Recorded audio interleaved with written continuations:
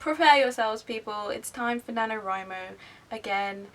Oh my god, I can already feel the stress. Hi everybody, it's Lydia here. So I am attempting NaNoWriMo again this year. I didn't do that well last year, not gonna lie, but I actually started quite late into the month and I hadn't prepped or researched or anything, so that took up too much time. But this month I actually have a plan that is about 10,000 words long. Like, I've just outlined everything, it's really detailed, and I've gone for a kind of more simple story because last year I went for like this epic fantasy and it was just like, no.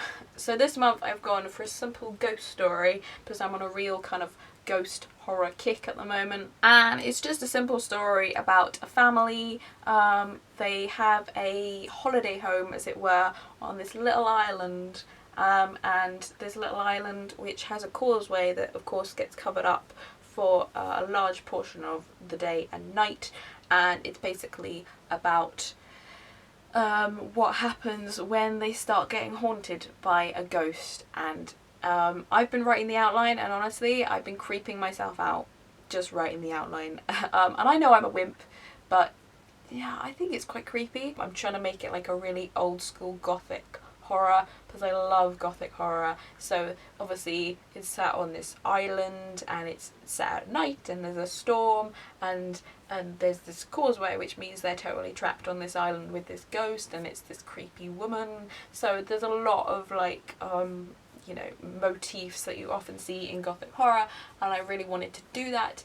But it's also a kind of real character story. Like, that was one of the things I really wanted to focus on, so I've kind of really focused on excuse me, developing like really important backgrounds for each of the characters, and it's as much about them as it is about the ghost story. I personally find horror stories more creepy when you just have like a normal situation, like it could be a literally perfectly normal situation and then something really creepy starts happening, which is obviously what ghost stories are, but like just having like a normal family and they're just on holiday and they're just celebrating like a birthday and just everything is just totally normal, and then this creepy stuff starts happening, and I like that because I like this idea that, you know, anyone could end up in this situation. So I really do want to make it like a character driven story, but also obviously really creepy. So I've had this idea for about a month now, and when I originally came up with it was actually set up in Scotland, up in the Scottish Isles, but the trouble was I've never actually been there. I don't really want to write a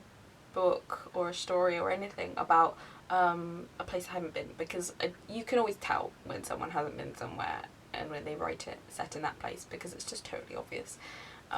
You know, they get basic things wrong, and I didn't want to do that. So I've actually said it, well, I've said it, it's not, I don't specify where, I'm not going to specify where it is in the story, but it's kind of inspired. There is an island off the island of Guernsey in the Channel Islands called Lihu, and I visited there a couple of times, and that has a causeway, which is where I got the idea of the causeway from. And I've always thought, whenever I've visited there, I've always thought that it's quite, like, it would be quite a creepy place to be, like, to spend the night on, like, especially if there was a storm.